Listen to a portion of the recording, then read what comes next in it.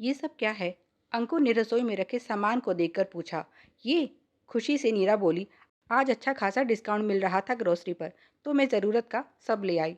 अंकुर ने पूछा, हम तो 2 जन हैं और इतना राशन तो किसी संयुक्त परिवार के लिए भी 2 महीने से ज़्यादा है।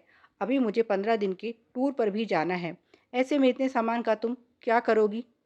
ये सब लाने से पहले पूछ तो लेती एक बार। नीरा बोली, आप तो खामखा नाराज़ हो रहे हैं। ये सब खराब होने वाली चीज़ें थोड़ी हैं।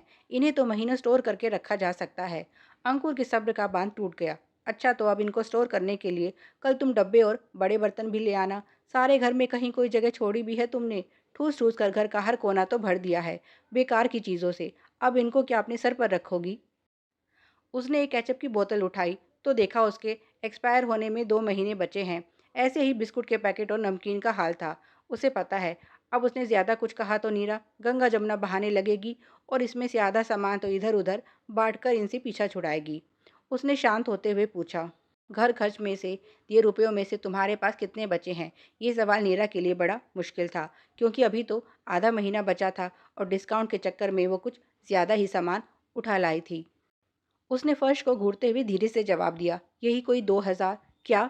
ये किसी झटके से कम नहीं था अंकुर के लिए। 20,000 में से दो? अंकुर अपना माथा पकड़ के बैठ गया। खैर, उसने ज़्यादा बात ना बढ़ाते हुए अपने एक दोस्त से कुछ रुपए उधार लिए और टूर पर चला गया। नीरा को बुरा तो लगा, लेकिन अपनी इस बुरी आदत में उसने कोई सुधार नहीं किया। पत्नी को समझाने में नाकाम रहे। अंकुर ने अब से सब काम अपने हाथ में ले लिया। नीरा को पैसे देने की जगह वो सामान लाकर दे देता। अभी तक जहां महीने के अंत तक हाथ खाली हो जाते थे, वहीं अंकुर की समझदारी की वजह से इस बार अच्छी बचत हुई। उसने नीरा को ये रुपए दिखाए और बोला, तुम भी ये कर सकती थी अगर बेकार के डिस्काउंट के लालच में पड़कर फालतू और ज़रूरत से ज़्यादा चीज़ें लाकर घर ना भरती तो। नीरा, तुम ही बताओ, क्या फ़ायदा ऐसे डिस्काउंट का जो घर का बजट ही बिगाड़ दे?